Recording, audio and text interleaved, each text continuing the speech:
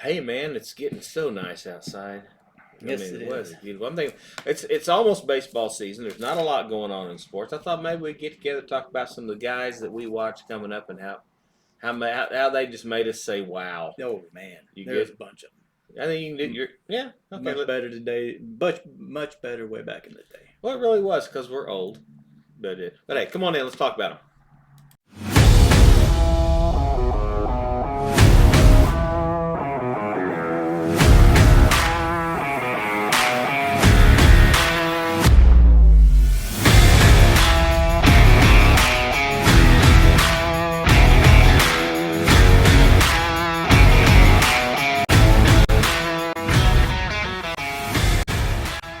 Hey, welcome back to the Midnight Riders podcast. I'm Johnny. I'm Chuck. It is baseball season. It's looking pretty outside. March the 10th of 2024. Get in there. Excuse me. Dodger season. Dodger blue. Well, Dodger season until Here we about go. October. Don't matter. And then they start to lose. We paid a lot of money. We're good this year. Well, but hey, we got Bellinger. We finally signed him. See, we finally got him. Man, I hated that they. You know, that was one of the ones I hated to see get away. well, I thought they were eventually going to get him anyway. I mean, there for some reason wasn't a lot of interest out there, and I don't know why. Because he got hurt. He had a couple of down seasons, but I know, but man, going to Chicago was such a good fit for him though. That field and it's a perfect field. I can't remember for how many him. home runs he ended up with last year, but it's a good. It's a good fit for him. I'm glad for him. I really liked him. I hated to see him go, but that's all right. But anyway, in this slow time right before big leagues get going and NBA is just kind of trying to figure out the playoff system, and March Madness is not quite here yet. The conference tournaments, we thought we'd just go the old way and go. We're going to talk baseball. We're going to find, we just kind of did a little quick thought process and said, hey, how about we each find three baseball players at each position. Let's go 6 pitchers and 6 outfielders and 3 at the other positions to say, as we were growing up, just to say, man, wow. You know, they may not be the greatest baseball players ever, but No, these aren't the best. but the ones that just make us say, hey, Right. wow, man, that makes me want to go play ball. Right. Watching this guy was great. Watching this guy was fun. So we thought we'd do that for a little bit of fun, see if you guys can match up what we've got, or see if maybe in the comments you want to throw something down there and say, hey, we got it wrong, which, you know, it might be. We might get wrong. But we'd like to know who your guys were. Put it down here in the comments and tell us who your favorites were, or the ones that made you just jump up and say, my God, that's awesome. Yeah. That's kind of where we're going to go with this. So let's get started. How about we start behind the plate? You want to start with catchers? All right. Give me one of yours, and I'll give you one of mine. And if we haven't looked at our lists, so if we match up, we'll just. Yeah, we're gonna match on a few. I'm a little bit younger than him, 8 years. He brings that up an awful Yeah, lot. just saying. So there'll be a little bit of a difference. Well, there. my guys are going to be probably from the mid '70s. I mean, I'm 61. I was born in '62, so I was probably watching baseball and really focusing a little bit on it. Started about 7, 8, 9 years old, so probably early '70s and on is kind of where I'm cutting. Mine's in. about the same thing. Mine's probably around the 77, 78. Yeah, is when I really started. So there's going to be a few years catching off, on but. to it. So here we go. Give me one of your catchers. Who do you got? One of my catchers. I call him at the end of it, but yeah, damn, he was good. Johnny Bench. Johnny Bench. He's on mine. He's an Oklahoma guy. Got to put him on there. I mean, and I did it because of our brother Scott was just a huge Johnny Bench fan, and we had to listen to it. I had to listen to it. I had to. Dodgers, Cubs, Reds. Yeah. One of the reasons why I became a Dodger fan is because it would piss off my brother, and it just stuck with me. But so you not a Cub fan, you don't piss anybody off. We never won. No. But I mean, Johnny Bench was just in awe of the things this guy can do. Yeah. Or could do. I mean, you know, you got the guys these days. I'm going to probably say this a lot during this conversation. a lot in conversation. But the players these days, the prima donna attitudes that they have about, you know, I got to, my pinky's kind of hurting a little bit. I'm going to take about 2 or 3 days off. This guy played with broken fingers. Right. Behind the plate. Right. The guy, he was head and shoulders. I don't think there's ever going to be a better catcher in the game that ever played. Not pure catcher. The whole night. You can go back to the old Mickey Cochrans and all this kind of stuff. But as far as a pure player of the game, I think he is the best catcher to ever play the game. Yeah, I do too. And the times I coached, I honestly, I used to tell my catchers to go back and watch some of his film and go back and look at some of his film. And and I remember growing up listening to our dad and teaching catchers and coaching catchers and how they do it. And Johnny Bench was always the benchmark that always came up. And, well, you had to. I mean, the guy and everything from as easy from the little things as far as the catchers. I don't know when it started, but they're getting their other hand and everything out of the way. And, he's the one that started it. And that's he started the one hand catch. Right, started to protect that part, but it was just how to block a pitch, how to do just all of that. He was just tough. He was tough. I mean, yes, he's one of those. A lot of catchers back in the day, they played every day. A lot of catchers these days, they don't play every day. They'll take a couple of. They've usually got 2, sometimes 3 catchers on the rosters. Back in those days, there was one catcher. You had a secondary. You had a guy just in case, but I mean, they played 160. They played 140, 150 games. And that's why it got a little harder for me on catchers because I came along in that era where they started having the split time, specialty catchers and the Craig Biggio's where he can't catch much more, so we're going to put him at second base to save him and that type of thing. But not with Bench. I mean, I know Bench played third early on and a little bit of first, but he's a little bit of outfield. He's just so good. A catcher is what he was and is. And all right, well, I got Bench too. So who else you got? I got Pudge Rodriguez. I was gonna. He's like 4th or 5th on mine. Like I said, that's probably for me being a little bit younger, but he was one of the ones that right in the heart of me really playing ball in high school and all that, and just watching his as quick a release as he had. Pure defense. I mean, he was a great offensive catcher, but his pure defense, people just didn't run on him. No, nothing got by him. No. He could control. You could tell he could control a game. He's one of those guys. Wasn't very big. No, but boy, he was dominant. He was a dominant. You knew when he was back there. If you're going to steal one, you better be ready. You better be ready to go. It didn't matter what pitcher was on the mound. It didn't matter. Well, my guy, I got one here that reminded me a lot of Pudge when he was playing, and that's why I chose him instead of Pudge, and that was Benito Santiago. When he played ball, I mean, he's the first catcher I ever saw throw a guy out at second from his knees. I mean, the arm on this guy, and catchers were always known to be the big guys, these big husky guys. This guy here, I mean, in comparison, he was a beanpole back there behind the plate, but he was so quick. And he was also the first one that really came up with the split squat. Kicking the leg way out. And just to us growing up, I mean, he was catching when I was a young teen, when I was a teenager, and we all talked about, and we all tried to mimic it. I know. None of us could do it. But I mean, he again, the list we have here, those that we enjoyed watching play and made us enjoy, made us. This guy was just. He's a good one. I remember what he did was so crazy, and he was really good at the position. He was entertaining. I mean, that shot you have from the pitcher every game. You when you used to could watch it on TV for free, but now you gotta pay money. But he was just good. He was a good guy. He was one of the guys that made me really enjoy watching some baseball. So. He was one of those guys that any base, he would throw any base, anytime. Yeah, if you're on his team and you're first base, you better wake up. You better wake up. Just drove his coaches crazy because he'd throw down there with you're up 5 or down 4 in the 7th inning. It didn't really matter. He'll back pick and whether the first baseman's ready or not. By God, you better be ready. Oh man, that one. My last guy, I got Carlton Fisk. Man, see, I caught him at the very end. He was.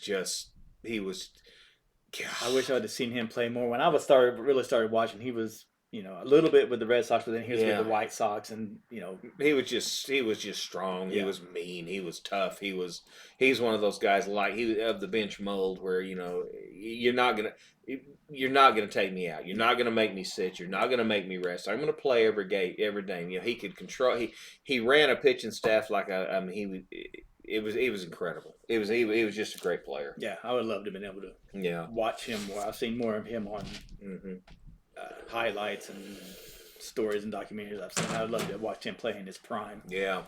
Who else you got? My third one is God knows it wasn't for his defense, but offensively, he was fun to watch. It was Piazza.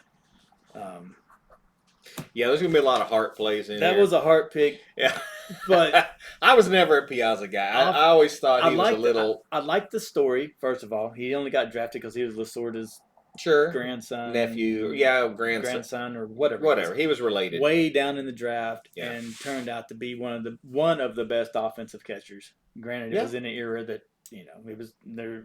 Sure, but offensively, amazing. He put up numbers. Yeah. Well, then again, the list is those guys that we watched. Yes. We had fun with. Yeah. I just realized that we're doing a baseball show and we got a basketball backdrop.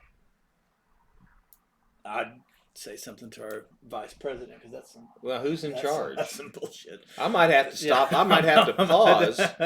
Change the backdrop for baseball. Yeah, let's do that. Let's pause. You want to pause? pause? Let's pause. Well, see, I don't feel like it's springtime yet. Hey, we'll be right back.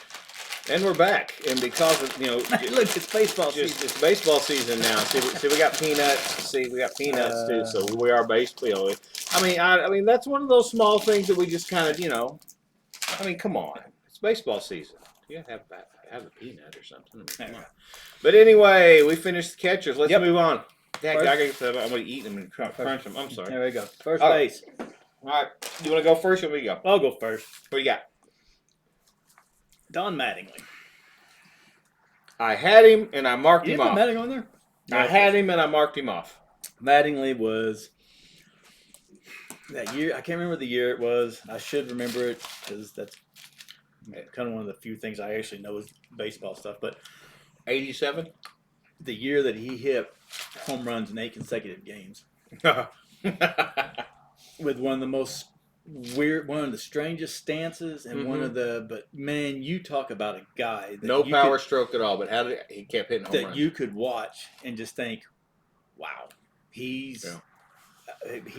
I know they called him Donnie Base, but he was a Mr. Baseball kind of guy. Offense, defense. He could do everything and looked team player. Fluid, looked just and wanted to win. And man, he was intense. And he was one of those dying breeds that they offered many people wanted to go free agent. No, I'm not doing it. I didn't like not doing it because I hated the Yankees. I still hate the Yankees. Well, you have to if you're a Dodger fan. Yankees. True. But Mattingly was one of those guys that even though I couldn't stand the Yankees, I couldn't stop watching him. He's great. He's a great player. Everything he did was right. And he was just. And you never hear any BS out of him. You didn't see any complaining or whining, or of course most of our guys you're not going to hear a whole bunch of whining. That's true. We like real baseball players. Yeah. And I've almost had him down, but my number one that I put on here that I really, really, really enjoyed watching was Bill Buckner.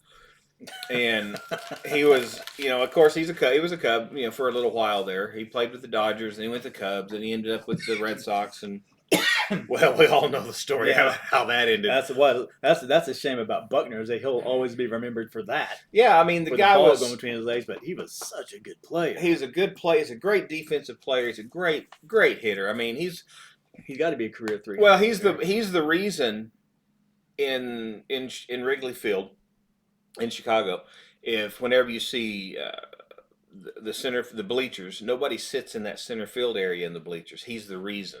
They used to have fans in there, but till Bill Buckner came in there and was hitting 320, 330, 340 every year, the backdrop, seeing all the fans and all different colored shirts, he made them put the green place out there so the hitters could see better. So he's that good. I mean, he's that good. A great player. I mean, he's funny. He's just cocky enough. Right, and watching him run. With that hobble. Well, those bad knees. I mean, his knees as he got older and older. And I mean, he blew him out playing with the Dodgers, and then and it's hard to watch the 86 series where the ball went between his legs. It's hard to watch. Just because you feel so. It is. Well, I mean, 99 times out of 100 he makes that play. Well, if you watch that. He looked up to see if the pitcher was covering first like he's supposed to. Yeah. Because if he didn't, he's going to have to hustle. So he looks up for that split second, then goes down to get the ball, and then, well, the rest, as they say, is history. And the Mets of all people. And I hate Gary Carter. Oh, I'm sorry. Did we already pass catchers? Amen. Okay, go ahead. No, Who do you got? I didn't even consider his ass on my catchers list because that's not even though he played for the Dodgers for a while. I can't freaking stand him. So Who do you got? we can probably go through that with the list too. I got a lot of players like I hate watching. I did not like, or for one reason or another. What do you got?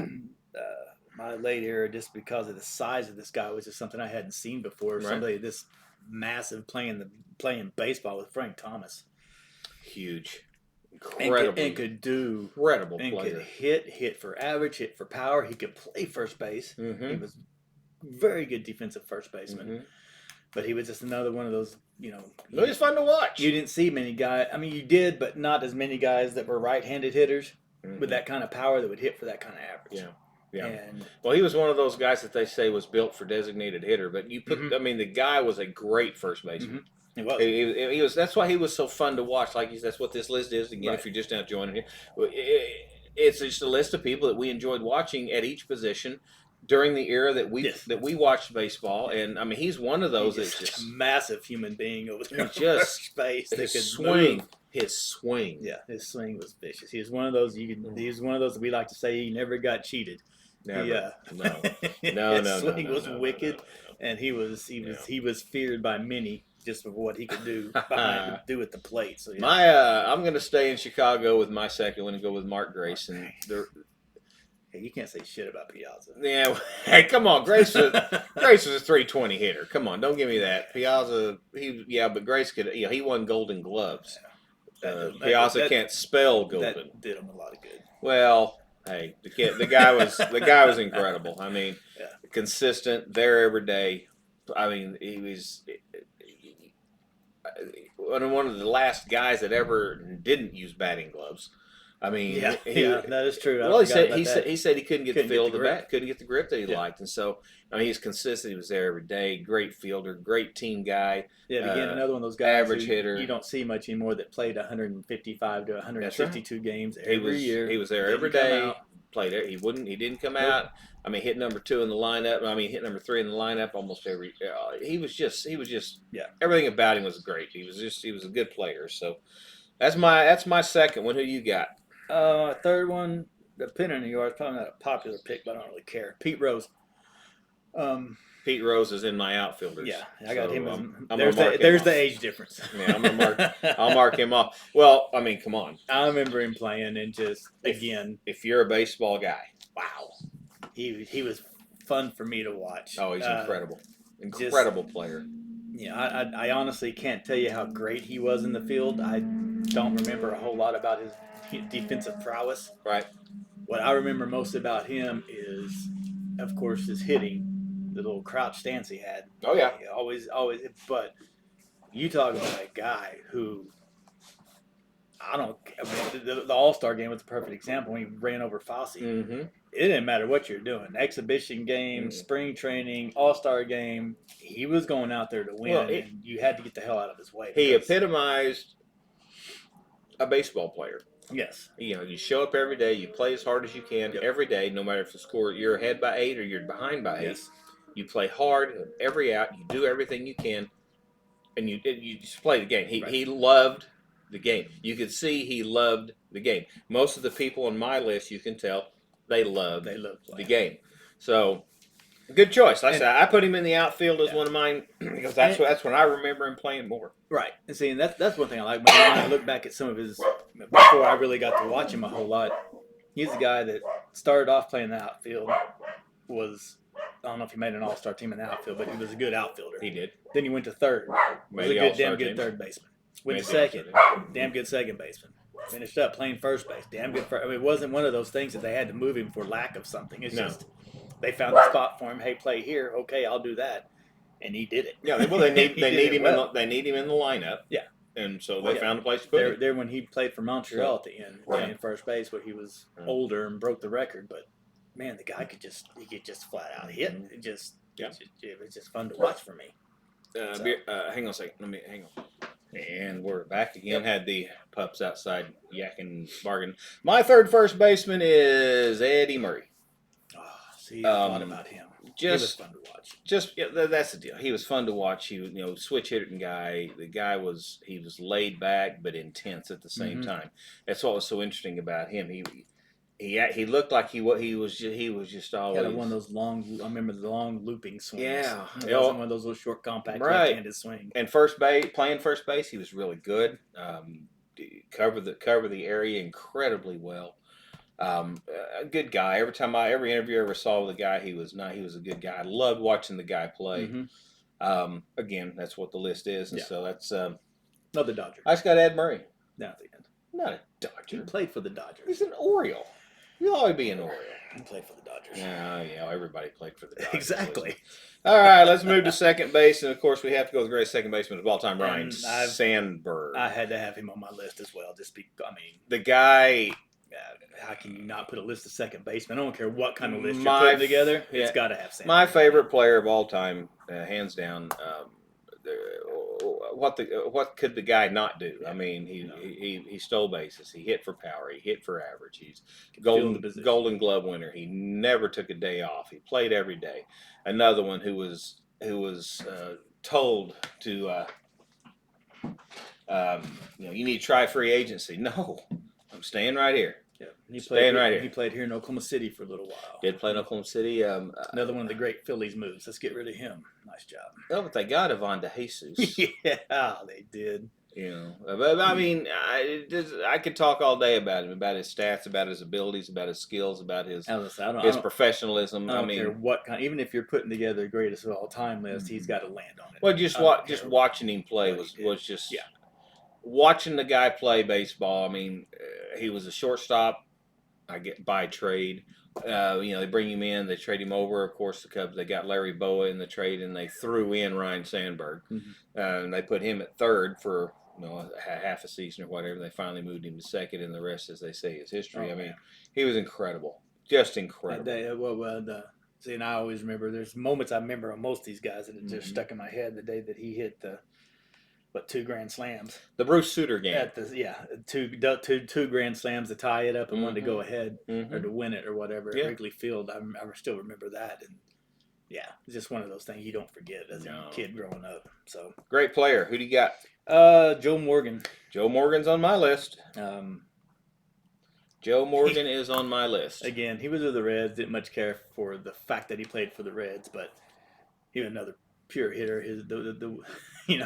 Being young, being a teenager or preteen or whatever, watching him cock his elbow before every pitch. Oh yeah, and watching him do that was just something unique that you watch. Oh, but the guy called it the old chicken wing. The guy was a little bitty guy. He's probably 5'7", 5'8". If you've never seen Joe Morgan at bat, get on YouTube, go back and check out some Joe Morgan videos. He's one of those guys that did it well, but you couldn't teach your kids to hit like that. No, it wasn't right. No. Well, it was a nervous twitch he had before playing ball. He just had that nervousness about him, and he found a way to harbor it. And boy, man, this guy was just great. No, it was good. He was good everywhere, and he's another one had to move on. That moved on from the Reds, went to the Giants later on in his career. Well, he started with the Astros. But the Jim Wynn era. I mean, the guy was great. Yeah, I mean, I got him on my list. I mean he went through his, the big moment with the big red machine. That's what everybody remembers him for. And I couldn't stand him then, but he's another one of those guys you couldn't stand. And you had to appreciate what he could do. And he was a great announcer when they had him on ESPN. Oh yeah, he was. He was really, really good. He was good. Enjoyed listening to him. I had him down there right behind Sam. Okay. Well, my third one, I put Rod Carew in.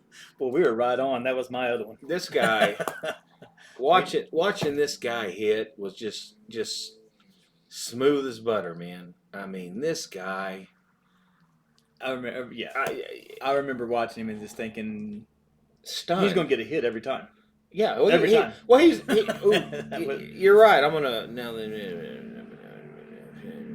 Yeah, okay. He's just so smooth. I mean, the way his swing. You're not gonna strike him out. Don't try to strike him out. Don't try to strike him out. I mean, his stance. Yeah. He was just all over the place. And that's something else you're not going to see today. Guys choking up on the bat like that, get the ball in play, make contact. And that's what he was all about, making contact, getting it out there, and make things happen. Right. My God, he was just an amazing player. I remember him at second base, but I know he played first base as well. Yeah, for Minnesota. But okay, so we agree on Carew. Is that your third one? That was All right, let's go to third base. Who do you got? Third base. My first one is George Brett. I didn't have Brett on mine. Really? Didn't have Brett on mine.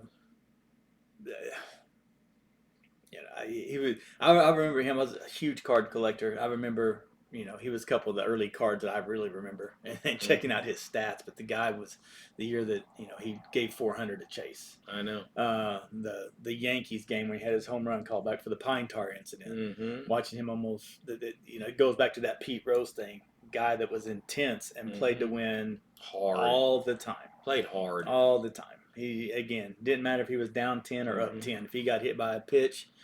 There's about a 75 to 80% chance he's charging the mound. Yeah. The guy could just play, he could field his position. He could hit for, I don't know what his lifetime average is. It's got to be in the 320s, 330s. The guy's just incredible. Yes. He did everything well. Again, a good fielder, Yep. good hitter, good player, good team guy. Yeah. I mean, just amazing. I went, I didn't have room for him in mind because I've got Ron Santo. I mean, come on. He's the reason I played third base. Yeah. I mean, in Little League, I played third base. Why? Because of Ron Santo. I never got to see the guy play a whole lot, so I don't know much about. He I was learned. I mean, he's just the first real. He's the first real ball player that I idolize. I guess the word you want to look for. I know the Cubs weren't on very much, so what you could see was the occasionally news story about it, or you might see something in a newspaper or Sports Illustrated or something. But when I could watch them on a Saturday with Joe Garagiola and Tony Kubek. I could. Your favorite team back in the day, you felt them. You just had it right here, and he was the third baseman, and that's where I played in Little League. And it was just, he's a good player. Again, he's one of those guys that played Cub my whole life, and 260 hitter, 270 hitter, a great fielder. But he's a heart pick for me. So who else you got? Mike Schmidt. I got Mike Schmidt as well. One of the first guys I remember being just a pure dangerous hitter. Monster. Just, man. He would attack a baseball. To where you would think every time like Carew or Rose would come up, they're going to get a base hit up the middle. Every time he came up, you thought, man, he's able to hit one 500 feet. Yeah. Well, he was the first guy that I recall. I mean, I may be wrong, probably wrong here, but that he's either going to hit a home run or he's going to strike out. Or he's going to hit it so hard. The old Dave Kingman theory. He's going to hit it so hard somewhere that everybody's going to be chasing it. Because I mean, he's good in the field. Oh yeah, great. That's what that era with great third baseman. Brett in the American League, Schmidt in the National League. It was always there was great third baseman. Well, he was he was just such a great thing. He was a good player. And we would catch a lot of the Cub games on WGN and watching him hit it in Wrigley Field when he hit one out of everything out of the park there. He was fun to watch. Incredible. Yeah, great third baseman. My third guy, since he's on my list, was Brooks Robinson. I wish I would have got a chance to really watch him play. I never got a chance to. I mean, they called him the human vacuum cleaner at third base. I mean, watching his highlights, you couldn't get a ball past this guy. I mean, he was one of those that he would sacrifice his body to stop a ground ball. And he did many, many times. He was just so good. I mean, decent enough hitter. I was say he was probably 260, 270. I mean, but he was just you have to put him in the lineup. If he's slumping and he's hitting a $180, he's in the lineup. Yeah. The guy was arguably the best fielding third baseman in the history of baseball. He was so fun to watch. He played on those strong Oriole teams. Oh yeah, that were loaded with pitching and everything else. But yeah. I really hate that I didn't get to actually watch him live. He was good. I didn't get to watch. He was so good. What do you got? My third one was Wade Boggs. Oh, Boggs! I forgot about him. Wade Boggs. I love the pure hitters again, and he was one of those guys that wasn't going to strike out.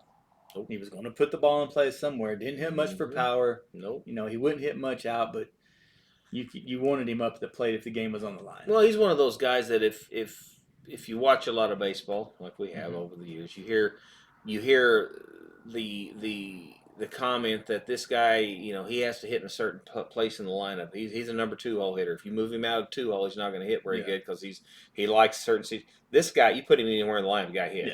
I mean, he would hit leadoff. He hit leadoff. He'd hit 2. He'd hit 3. Hell, I saw him hit cleanup, I think.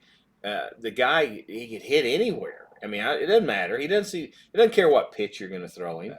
He knows all your pitches. He knows who you are. He knows where the ball's going to go. The guy was just a pure hitter, and again, a good fielder. Yes, good in the field. Good fielder. He was one of those Mattingly and Boggs, just like Brett and Schmidt, Mattingly and Boggs in those 80s. Man, Boggs could. You always thought every year he was gonna push 350. Yeah. He had a shot at it every year. He had, he was another one that ran that 400 for a little bit one season. Well, you just can't. He's one of those guys. You go up there as a pitcher. You want to strike him out, but odds are you're not. No, hit it in play. He was one of the epitome of get the ball in play. Put it in play. Let's put it in play, man. And he would. I mean, hit and run with this guy at the plate. Yes. Every time. Hit and run. I don't think they do that every time. I don't think they do it anymore because I'm afraid they might hit a home run. Well, it's because guys like Aaron Judge hit 2 holes now. Yeah, well, it's just. Or we hit the damn ball. I know. It's just. Anyway. Yeah, let's get. We'll get to that during the season. Yeah. During the season, you got a lot of that coming. If you want to pay attention, tune in because you got a lot of that coming. Yeah. You've heard people talk baseball before. You ain't heard us talk baseball before. So bring it on. So let's move over to shortstop. And no, I do not have Ozzie Smith on my list. I got Ozzie Smith. I mean, my age, just the guy the shit this guy could do in the field was just wow. I couldn't stand him because he was a Cardinal and he hit the home run against the Dodgers to knock him out of the play. That brings back bad memories. But man, the guy just. In the field was just wow. I can't argue with the fact that he's a great fielder, but he's a $180 hitter at best. He's horrible at the plate, except for when he played the damn Dodgers. But, and I mean, I enjoy watching great fielding. I really do. But he just wasn't it for me. Me, of course, a Cub fan. I don't like the Cardinals. You're not supposed to. You can't. They'll take away your card. Exactly. But he was a good fielder. Sometimes great. But there are a lot of he just wasn't enough for me to, I'm going to go with Derek Jeter. As much as I don't like the Yankees, you're going to have to talk about him on your own. I refuse to talk about Derek Jeter. Why? He's a great player. Go look at the stats. He's a great player. He was okay. Yeah, he's a great player. If he played for Miami, nobody'd give a damn. Miami has a team? Yeah, exactly my point. He played for the shortstop for the Yankees. Yes, he wasn't bad, but he is not. I'm not saying he's I'm not saying he's the greatest player. I'm saying Derek. He was fun for me to watch. He's a guy again. He was there every day. He played hard. He did the job. He's a baseball guy. I liked watching Derek Jeter. I don't like watching the Yankees as a whole because for the reason you just said. Yeah. But I liked Derek Jeter as a guy I watched. He was just fun for me to watch. No, he was good. So. And I'm not taking away the fact he was good. I don't think he's as good as what he's made out to be. Well, and that's my Ozzie Smith argument. He's not as good as he's made out to be. So what do you got? Ripken. So Ripken. Do I. He was played every day. He's not your quintessential shortstop. No. But he could play it. There you go. He could play it, and is another guy you had to have in the lineup, and he wouldn't let you take him out of the lineup. I mean, he just playing those consecutive games, which is one of those streaks that'll never be broke. No, nobody will ever come close to that again. I don't care. I'll argue that to the day I die. Everybody takes days off. Nobody will do that anymore. I don't think anybody can even get to a fifth of what he did as far as playing every day. And staying. And staying important later on in his career, where he continued to play. Well, what Cal Ripken epitomized for me is if some of you folks out there have ever coached the league or not, if you ever decide to, good for you. But buckle up. But if you get 10, 11 kids on the field, you find the best player you have, and he's your shortstop. Period. That is your shortstop, and you tell everybody on the field, this guy's in charge on the field. Your shortstop is the key to a Little League baseball team. And you get a guy like Cal Ripken, who you look at him, he's not the quintessential shortstop. He's not skinny and booms and moves around and then flies around and has this powerful blow your face off arm, but he's the best player on the field. Yeah. He's the best player on the field. In all aspects, all together. Does he hit 330? No. Does he hit 50 home runs? No. But he's the best player on the field. I mean, the guy's he's a man. I'm surprised he's not coaching somewhere or managing. Yeah, I am too. Yeah. I mean, he probably doesn't. Just wants to get out of just off choice. But the guy is baseball. But he's still in the MLB network, isn't he? Oh yeah, that's where he was. Oh yeah, great player. Super player. Love watching him. Yeah. What do you got left? Anything? Yeah, I got one more. Who you got? I got one more. I didn't. I felt odd about this because I didn't get to watch him a ton. Who's that? I think a lot of it had to do with what little memories I had and us growing up with cards and playing games. Sure. Robin Yount. Yeah. I remember stats in my head. I remember. Yeah. He played with the Brewers team with Gorman Thomas and Cecil Cooper and all that, and how he switched to play center field. Yeah, for the team. Problem. I know he's not one of the best ones, but he's one that stuck in my head. Well, athletic-wise, one of the first bigger shortstops. Well, and again, this list is those people that made us watch baseball, or we enjoyed watching it. I was never a Yount fan. I thought he was all hype. Personally, I thought that, and he may have been because of the Brewer team he was on. He was like like your Jeter argument. Because of it, he was on a championship team, and they had all the they had Ogilvy, they had Gorman Thomas, they had Cecil Cooper, they had they got all these guys, and there was Robin Yount, right, and Paul Molitor, and then they got Yount, who's also in there. Well, Yount seeing pitches because the other guys can't. In my eyes, you got to pitch to somebody. Who are you gonna pitch to? Well, let's pitch to him. I mean, he's a good player, no doubt. He was a good player. He was one of those that just stuck in my head. Well, that's what this list is all about. I'm sure you folks are going to have some in your head. Put them down in the comments. We would appreciate it. Please do. My last shortstop is some would say a heart play because he's a Cub, or he used to be a Cub. But I've never seen a shortstop play ball as hard as Javi Baez. Yeah. I mean, now, he's fun to watch. I will say that this guy is entertaining to watch. I mean, the 2016 year when we won it all, and my gosh, he did some things that didn't seem right. You can tell he loves to play the game. Yeah. He loves to be on the field. He loves to play the game. Does he wear too many necklaces for me? Yeah, but he just loves to play the game, and you can see him playing the game. You can see him playing hard. Does he strike out too much? Yes. But when he hits the ball, does it go somewhere? Yeah. He's not the guy that hits a ground ball to the second baseman and doesn't run. No. He'll try to beat you to first base. He's fun. He is fun to watch. He's fun to watch. Yeah. So he did make my list of players I've watched over the years that I just flat ass enjoy watching. He's one of the few that's actually a current player that's on. Yeah, well, I've only got 2 current players, and he's one. You got something to say here, big guy? I only got something right. Yeah, so if you only have 2, I only have one current player, which tells you where our head's at most of the time. Yeah, well, all right, let's move into the outfield. You go one, I go one. I'll go one that's probably on both our lists. I will say that I replaced my Pete Rose with my next list, so I'll get there. Go ahead. I'm going to go ahead and throw this one out there because I'm assuming you're going to probably have him as Ken Griffey Jr. Ken Griffey Jr. is on my list. Yeah, he was one of those that we watched both because he came in that 89-90 era. Yeah. What could the guy not do? Yeah. That swing, that swing was just perfection. It just all fluid.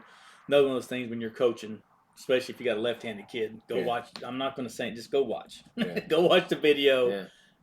That's how you swing. That's how you approach. That's what you do. Living here in Oklahoma, we don't get an opportunity to see much Major League Baseball unless you drive to Kansas City or Dallas, or if you want to take the longer trip to Arizona or Houston, whatever. But there was a year I went down to Dallas and watched the Rangers play the Mariners when Griffey and A-Rod were both playing. Buhner and that whole group, yeah. And I got there for batting practice. I watched Ken Griffey at batting practice. every ball he hit was out of the yard. Yeah. Every ball he hit. And, they usually throw a series of 10, then another guy comes in, they throw 10, and they keep rotating, get 10 swings or whatever. I mean, this guy, it was such a picture perfect swing every time he swung the bat, and him and out in the field. Oh my God! No, he was just as good defensively. Oh my God! Watching him play the outfield was just such a treat. Arm strength. I mean, yeah, he's one of the few on the list that wouldn't, like I said, like the Sandberg Sandberg statement. Yeah. Even if no matter what kind of list you're talking about, all time best center fielders, whatever, he's got to be on the list. He's got to be, even though he's a modern day player. Yeah. Well, I went one of mine. I want to get it out of the way so you can yell real loud. I'm going to take 2 steps back and say Reggie Jackson, because and God Almighty. Well, yeah, is he not the nicest human being in the world? No. Is he cocky? Yeah. He was Derek Jeter. He played for the Yankees. He was such a he was just as good playing for the A's. Come on. If he would have stayed with the A's, I probably wouldn't have so much despising for him. But he's most known for punching Billy Martin and then Dodger thing he's got on his shirt. Well, one good World Series, and we're Mr. October because we hit 5 home runs. No, the guy was fun to watch. That's my reason. He's fun to watch. Fun to watch. He was, every time he came up to the plate, he could hit it 800 feet, or he could hit it 3 feet, or he could strike out. But at the time of baseball, when I was young, he was there. He was the guy. We watched him, and I enjoyed watching him. I didn't like the Yankees, but boy, he was. Let's see, that was right. I'll put him on my list. 77, 78. See, the 78 series. That's, I mean. Mm-hmm. I was 8 years old and Dodger fan, and that was the first. He was the first player I could actually go back and say, I don't like you. As an 8-year-old, thinking, no, I don't like him. As we all get older, I got a list of them. We might do a list of people we don't like. Why we don't like them. Exactly. And the reason is because they're all really good ball players. Yeah. Unfortunately, that's why we don't like them. All right, go on. Give me one. Tony Gwynn. He's the one I added for Pete Rose. This guy. You know about a guy at the plate who, and I know we talked about it with Brett and with Boggs and with Mattingly. He's even a step above that. I mean, some of the stats, go and look up just oddball stats for Tony Gwynn. Yeah. This guy would strike out in one season in an entire career, what guys are doing in one season. In 2 months. It's the guy. You couldn't strike him out. If your life was on the line and somebody said you get one pitch and somebody has to hit the ball, you would want to find Tony Gwynn's phone number. Man, I mean, like right now, he was. I mean, this guy was. He was a machine. He was a machine. Not now. You know what I mean? The guy's a machine. I mean, this guy. It's and I like. I'm unreal. Not. I'm not a 160-pound slim dude by any means. But he was fun to watch because he didn't look like he's a hefty guy. Yeah, he didn't look like your epitome outfielder in shape ball player. He was kind of chubby. He had a big old belly. He was short and stocky. But man, he could hit. Golly. Yeah. It's just he reminded me. He was one of those that I think if he wanted to hit 20, 25 home runs a year, he probably could have. Yeah. He just didn't feel the need to. Yes. He would put the ball anywhere. You couldn't pitch him anywhere. Yeah. And without the fear of he's going to put it somewhere. Yes, and the guy just it's something else that's a lost art now. Yeah, it's incredible. Just to get a hit. Yeah, he could spray the ball anywhere. That's right. He didn't try to go yard every time. No. He wanted to. If he had to move a base runner over, he wouldn't bunt. Oh no. No. He would. He would hit behind the runner. He would do what was necessary. Yeah. Hang on one second. Let me take a quick break. Okay, back again. Had to take a quick pause there. So my outfielder, my turn, huh? Yeah. Andre Dawson. Yeah. I really liked watching him play in Montreal. I'd never seen an arm as good as him. I got one of them on my list. I mean, throw a BB from the warning track to the catcher.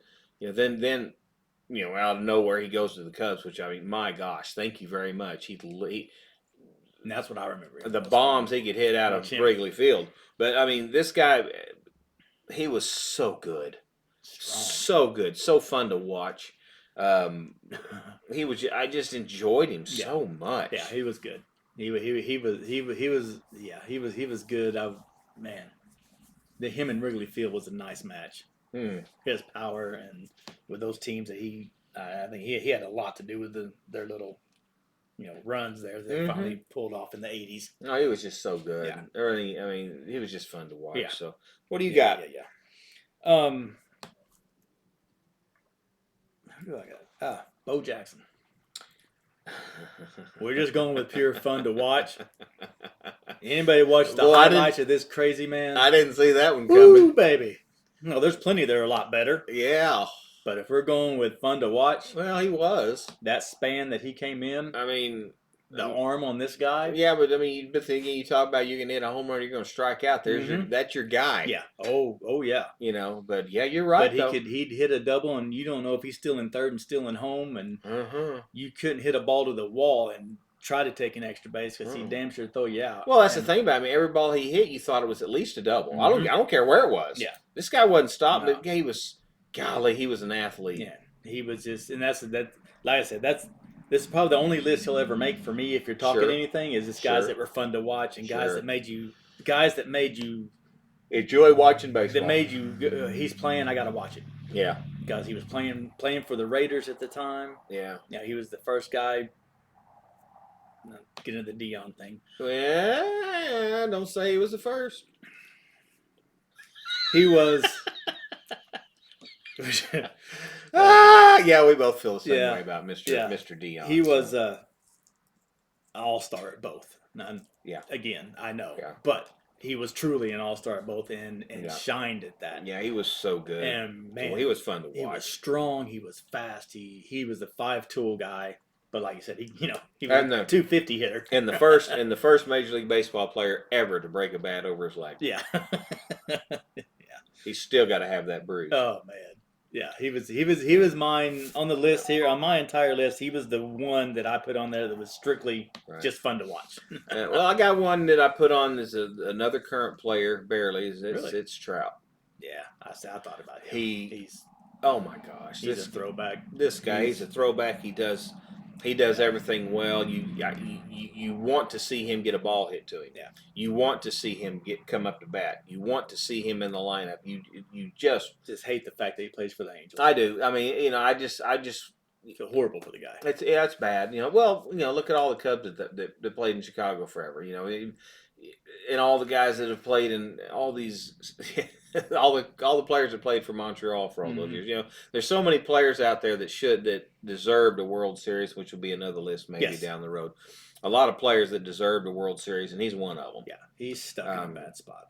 He's stuck in a bad spot, but then again, an old throwback player. No, I'm not leaving. I'm playing right here. This is where I'm at. I'm here for them. I'm here for these guys. We're going to keep trying. We're going to keep plugging away. But I mean, he's just fun. And I still think he's I mean, there's some arguments I know, but I still think he's the best. When he's healthy, I still think he's the best player in the game today. He just.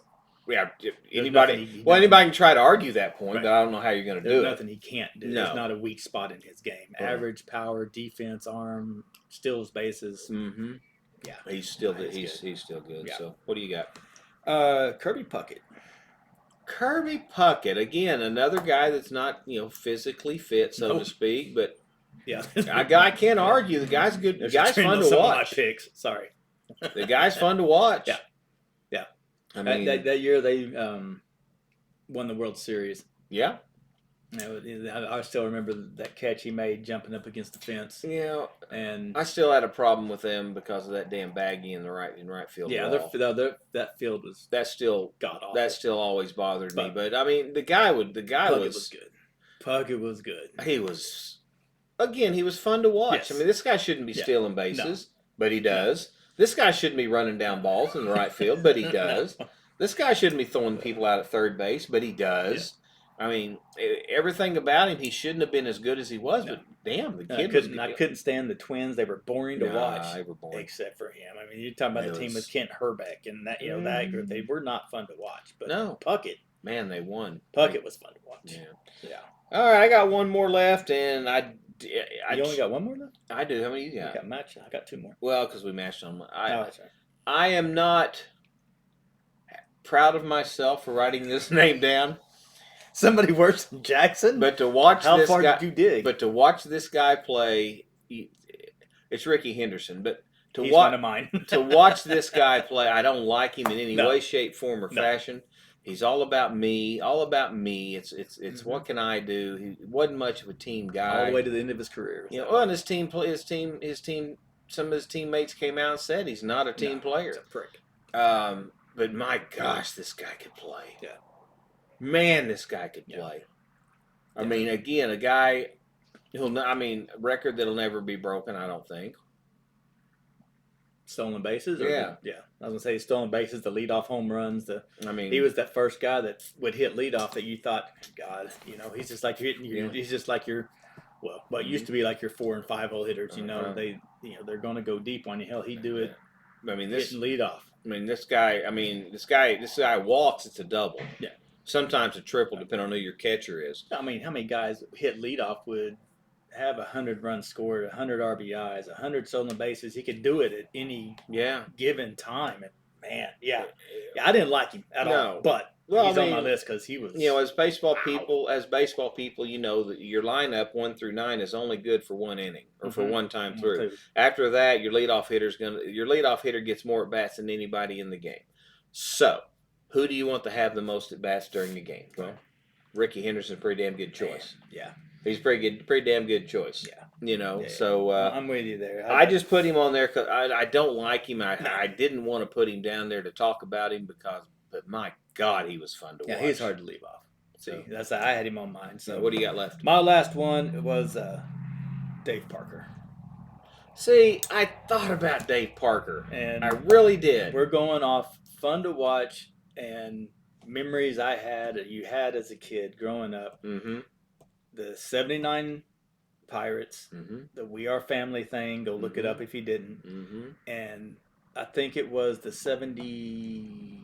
It may have been the All-Star game that year, or the 80 All-Star game, whatever. Mm-hmm. Where he threw the guy out from the right field wall. Yeah. You talk about, he was one of the first guys that I remember just thinking, holy hell, how do you throw a ball that far, that hard, and that accurate? He was one of the first guys that I remember just having an absolute cannon for an arm. Oh, this guy, you don't run on this guy. Could hit 340, could hit 40 home runs. 100 RBIs. Yeah, him in that lineup with Stargell. I wasn't a Pirate fan, but man, I loved watching them because they were fun to watch. Mm-hmm. I had Stargell on my list till I bumped him out for Eddie Murray. Yeah. I mean, Stargell was just, Dave Parker is just, and again, everything I ever heard about Dave Parker was he's a super guy. Right. Great team guy. See, that's what I was going to say. Everybody loved him. See, I was going to compare him to your Andre Dawson pick. It was that same. He was same era, same guy, same. I mean, whenever he came up to bat, it was like you were throwing to King Kong. Yeah. This guy was. He was a monster, man. He was huge and good. And like I said, he hit for average. He hit for power. He was a situational hitter. Mm-hmm. If you got 2 on, bottom of the 9th, you're down by 3, he's going to take one out of the yard. Or he's going to try to. If you're down by 1 and it's the 7th inning, he's going to try to spray one to left center field to get the runner over to third so you can, that's what he did. He did everything. Yeah. I mean, he did everything. That lineup, like I said, again, that line, I keep going back to that's one of the strongest memories I have. Yeah. That lineup with him and Stargell back to back. Mm-hmm. That was awesome. Stout. Yeah, so that was my. All right, well, let's move to the mound. I got 6 pitchers. You want me to go first? Go first. Bob Gibson. Yeah. I never got to really. Unfortunately, I never got to really watch. I watched him a couple times against the Cubs on TV, and this is one guy that scared me watching baseball from home in a chair. I'm afraid he would throw at me if I said anything wrong. This guy was. I find it hard for anybody to say he's not the greatest pitcher of all time. You go through an entire season and you pitch 15 complete games and your ERA is below 1.4, and he's one of these guys that if you show him up, you're going to get hit. He's going to hit you right between the eyes, and you know what? If you come attack him, you better pack a lunch. Yeah. This guy was enormously huge. Yeah, he's one of those guys. I hate the fact I didn't get to watch him play in his prime. Watching this guy pitch was like it was incredibly entertaining to watch him pitch, which is why he's on my list. Yeah, he's one of the greatest. I think probably the greatest pitcher of all time. But watching him play, he was just so much fun, which is why he's on my list. Yeah. So who do you got? My only current player, not on my entire list, Clayton Kershaw. Man. There's not Look at his stats. I'm not saying he's not good. I don't enjoy watching him. He's kind of boring to me. Well, a lot of the pitchers nowadays are boring, but he's one of the ones. He was, he came in with when curveballs were pretty much the same around the world. Right. Everybody had the same kind of curveball. He's one of the ones that came through with the big 12-6 curve, and to still keep going and to still. Well, I gotta give you a good. And yes, that's a heart pick, but I gotta give you a little bit of props on it because he does make the ball move. Yes. When you watch highlights on him, and they say watch this, and he goes, the ball shouldn't do that. But he's another guy. Give me 7 innings, and please take me out because I can't throw any more pitches. Yeah, but that's nowadays. I know everybody now. I hate that shit. But that's why. I think he's a guy that if he was pitching. Yeah. God, what year is this? 24. Mm-hmm. A long time ago. Yeah. I think he is a guy with his intensity that he would have been one of those 16 complete games a year. Well, that they would let him, him go through, exactly. And that's again that this old stuff. These old guys I used to watch, because they would go for it. They would argue if you take me out of the game. The guys these days they say please take me out of the game. Yeah, 5 or 6 innings to go. I'm going with Rick Sutcliffe. Okay. He was fun to watch for me when he played because when he played in Cleveland, he was fun to watch. Yeah. It's the way he held the ball. He would come up and he'd deliver. His hand would hide the ball. I don't know how he did it. He would hide the ball when he raised his hand. You couldn't see the grip. Yeah. And he'd come up and then all of a sudden, bam! Here it comes. It was just interesting to watch for me because it was a normal motion. It was a fluid motion. But boy, the way he cut that, I enjoyed watching. Yeah. I enjoyed watching to see if I could think. It's going to be a curveball. No, fastball. Yeah. It just, God, he was fun to watch for me. I tried fun to watch. Pitching in high school, but I tried that for a little bit. Yeah, I can't do it. Yeah. Who do you got? I'm going to throw this one out there because I'm 99% sure you got him on your list too. Greg Maddux. Yeah. Yeah. Yeah. Yeah. You talk about a guy that just make the ball move. Was lucky to break 90, but he could strike out at any given time. He could strike out 10 in a game. Yep. Throwing between 70 and 85. Yeah. Because the movement and placement. He was.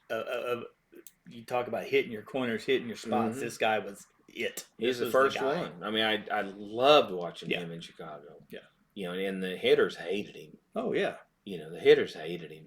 Then he did the same thing in Atlanta. He won a Cy Young in Chicago. He won one in Atlanta. He won 15 Gold Gloves. I mean, he was. No, he was productive for the 1 or 2 seasons there at the end of the career when he went to the Dodgers. Yes. I mean, they used him as the number 3 guy, but he was still. Well, when you don't throw your arm out, I mean, the guy's lucky to hit 85, but you don't need it whenever. I mean, and what was so fun about watching him is it was effortless. Yeah.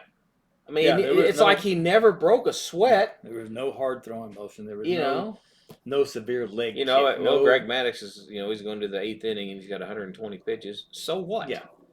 No. So what? No, he was. Yeah, he was one of the. For like I say, me being a pitcher growing up, and he was one of those, and then going on to coaching little league or whatever. Yeah. He was one of those. If you just hit your spots, you don't have to throw 105 miles an hour. No, hit your spots and be productive with your pitches. And if he wanted to throw a ball, he'd throw a ball. If he wanted to throw a strike, he'd throw a strike. He was just a magician. Yeah, he was great. That's why I went ahead and threw him out there because I knew he was going to be on your list. So, excuse me, Henry heard a noise. I'm sorry. Well, I'm going to throw another one out there for you. Here's probably on your list. I'm going to go with Randy Johnson. No. Oh no, I like Randy Johnson. Don't get me wrong. I like watching him. Again, this is the players we like and enjoyed watching. And I'm tell you what, watching that guy throw again, he scared me. He's scary, man. He was a Bob Gibson scare me throwing the ball. Yeah. I mean, he was hit. I got no arguments with it, that's for sure. But yeah, he just didn't make my list. I've always wanted to be a guy, one of those guys, the armchair guy. I always wanted to go out there and face a major league pitcher one time. Nope. Not him. Nope. I mean, I'll take Greg Maddux and look like a fool on a curveball. But this guy here, for all the thousands of hitters that went up to the plate for this guy, kudos. Well, I mean, you're talking about a guy who's, you're 60 feet 6 inches away. A guy that's 6'10", striding off the mound, which is yay high. He's releasing the ball every bit of 48 to 50 feet from you. Yeah, throwing 104. Yeah, no way. He was. I mean, he was great. Guy killed a bird in midair. He was fun to watch. Like I say, this is a list of players we like to watch. Yeah. I loved watching that guy play ball. Yeah. Just to watch. I can't argue that at all. What do you got? The one I got the same exact feelings for was one of the ones that, man, I had to watch him every time he pitched. Nolan Ryan. Yeah, he's on mine. And no doubt. Wow. No doubt. You just read stories on this guy. He was one of those guys like you were talking about earlier. They'd go out to take him out of the game, and he would say, "No, you're not. Go on back. We're good. I'm fine. I'm fine." Who else you want on the mound? He would throw. Well, early in his career, though, he walked a ton of people. He had control problems. He had extreme control problems. But the thing is that, Bull Durham, he walked 10. Yeah, but he struck out 10. Yeah. I mean, last 5 pitches are faster than his first 5. Exactly. I mean, he's still. I don't care how he's done during the game. Are we still in the game? He's staying in. Right. Are we still in it? Then he's going to see. This guy's. He's the best pitcher I got. He's thrown 85 pitches. Well, he's better than what we got in the bullpen. Yeah. He's in his 40s throwing no hitters. Yes. He's in his 40s beating the shit out of Robin Ventura because he charged the mound on him. It was just. He's in his late 30s when he took the line drive off his face and waved off the staff saying, "Go back, I'm fine." He's he was fun to watch. The toughest, and if you haven't seen the documentary on him on Netflix, by the way, you need to go. Yeah, it sums it up, and he pretty much says what we think. Players today are soft. They're soft. Why wouldn't you want to? Why are you coming out of the game and you've thrown 70 pitches in 6 innings? Why are you coming out? You start the game, finish the game. He would throw 140 pitches in the game, and no big deal. Throw 3 days later. Sure, he was one of my favorite players. Period to watch growing up. Loved it. Well, you can't say enough about the guy. No, you just can't. So, how many you got left? I got 3 left. I've only got 1 because I've matched up a couple years. Who do you got? Well, mine are strictly now. We're just getting into what was fun for me to watch as a kid. Okay, none of them are great, but Gaylord Perry. He was always fun. It was like watching your well, for me at that time, it was like watching my grandpa pitch. 300-pound, no form, no shape. The ball would move. There's something on the ball as you learn as you grew up. He was always putting something on the ball. Again, if you haven't watched Gaylord Perry, go to YouTube, watch him. He's on the mound. He's got a hat. He's up. He'll touch his hat. He'll touch this. He'll do this. He'll go like that. He'll do this. He'll do this, and then he'll pitch. He's throwing anything he can find on the ball. Yes. And back then, they didn't care. Back then, they're going to check you or anything. I tell you what, this guy, he could throw. He's throwing 75 miles an hour maybe, and the ball's just doing this stuff here, and it's incredible what this guy could do. Yeah, it's who. If you watch Major League, it's who he was. It's who he was. One of the pitchers was what he was marketed after. Yes, putting Vaseline on the ball, putting snot on the ball, put everything on it you can find, man. You can find. And he did. Oh, he was just fun to watch. He was fun. That's a good one. Another one that I didn't put on my list, I should have, was Charlie Huff. He's next on my list. Is he on your list? He's on my list. And one of the things when I was growing up, Dad showed me how to throw a knuckleball. Sure. And that's what I did all the way through school ball. Right. And started to hopefully get to college with it, but that's what I did all through high school. Sure. Was throw a knuckleball, and Charlie Huff was the reason. Dad told me, here, watch him, showed me how to hold it, and just watching, he was another guy who was looked like he was 60 years old. Out there pitching, and it was incredible. The ball would do things. I mean, he's one of these guys that the catcher had to have an extra large glove to catch him because he dropped so many because they couldn't catch the ball. Hitters couldn't hit him. Well, I say this: they could get through the lineup one time. Then a couple times he'd go through, and then he got pounded. But I mean, that's why he came out of the bullpen. Early in his career and again later in his career because you can only see it for so long before you start to get it. Get the timing right. But yeah, he was fun to watch just because and I got to see him pitch in person. And I was just in awe of what he could do. Yeah, he was fun. He was fun to watch for me. So, he was fun. Yeah. Who's your last guy? I got Bruce Sutter. Yeah. Simply because when I watched a lot of Cubs on WGN, he was their closer, and it was the first time I paid attention to a closer who would come in and just mow people down. Yeah, you knew it was pretty much over with. Just mow people down. I mean. Yeah, he was throwing 90s, but he was one of those guys that he would throw you a 92, then he'd throw you a 95, then he'd drop one off the table, and these people it was just incredible. Well, he was one of the very first ones to come with the split finger. Oh yeah, he was one of the ones that made that pitch. That's the one that he'd come with, and I mean it was, his arm speed was the same. They were expecting a 98, 95, and boy, they were swinging before the ball even got there, and it was just watching him. Manipulate the ball, and he was the first, like I say, closer I ever really paid much attention to. And I tell you what, watching him was so much fun. I forgot about him. That's a good one. All right, my last one. Who you got? Al Hrabosky.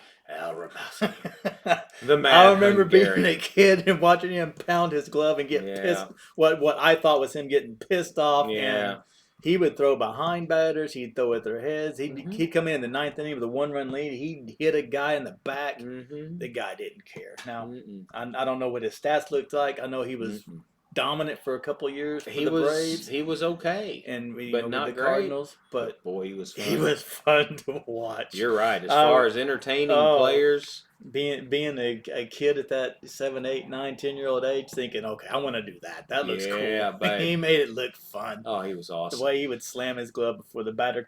He was fun. Well, one thing we didn't do before we sign off here, give me a couple managers. Ooh, Earl Weaver. Wow. Earl Weaver. This guy would argue with his kids. Yeah. I mean, this guy was. Umpires were afraid of this guy. It seemed like because I mean this guy was maybe this tall. I mean, little bitty guy, and I mean he was watching him argue and watching him get on. He was entertaining. He was fun. He was comical. He was. I mean, well, if you're going there, even between innings when he was just jacking with people, he was just such a fun guy. Well, if you're going off just memories of me, I got to go Billy Martin. Billy Martin, yeah. Martin was always anybody fun. that'll take a swing at a player. Yeah, Martin was pretty fun. I mean, it was almost worth watching the game just to see what the hell he would do. Yeah, much less the game. Yeah. Billy Martin was entertaining. Yeah. My gosh, he was entertaining. Well, I mean, Tommy Lasorda. Lasorda was fun. Lasorda's I was going to say that, but that'd be definitely a heart pick for me. So I was trying to steal. I'll take it from you. I was trying to steer away from that. I mean, Lasorda's just. You talk about. We've mentioned it many times during our list. You talk about somebody that just loved the game. Yeah. I mean, just flat loved the game. All baseball. I mean, you can't. I mean, Lasorda's great. I mean, they mic'd him up many, many times during games, and mic'd him up on World Series. I mean, and watching him get off in an umpire's ass was just great. Yeah. But and justifiable. Man, just going off memory. I mean, majority of your managers are boring. They are what they are. But Lou Piniella and Dallas Green are the two that come to my head. Dallas Green was nuts. Just Dallas Green was never a good manager, I don't think. No, he wasn't. He made his way around to a few years with the Cubs for a while and the Phillies, but his ejections were just comical because he would lose his damn mind. So would Piniella. Yanking the bases out of the Piniella was another world. Watch you some YouTube videos of Lou Piniella getting tossed. Yeah, when he managed the Reds, he was wow. He was off the charts bad. Yeah. Fun. I didn't think about that, but they were fun to watch. Billy Martin was a blast to watch. Yeah. Well, there you go. There's a little rundown of some of our favorite players or some of our fun players to watch as we were growing up. If you got any, to put them in the comments. We'd like to hear who we've missed. I'm sure we missed a million of them, but yeah. it's for the guys that we watched and the guys that made us enjoy the game of baseball. I mean, there's a more list of them in here, but that kind of hit it. So, but anyway, we appreciate you coming by. I'd like to have you subscribe and leave some comments and spread the word and let everybody know we're here. We really enjoy doing this, and we'd like to get more folks involved. Yes, sir. Sounds good to me. Let's say if you got any other lists you want us to hit on. Sure. Any other topics you want us to hit on? Man, throw them out there. We're game to talk about anything. Really. We'd love to. Bring it on now. Stay tuned. Now we're going to be having some updates on the March Madness stuff. We'll have probably toss a wrestling update up there because it's getting a little crazy out in that world. So Major League Baseball here in about a week or so. We're hopefully going to be doing our preseason podcast with the upcoming season.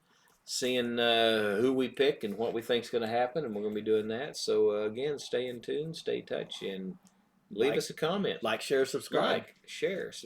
All the fun stuff. So, we'll see you next time. Thank you.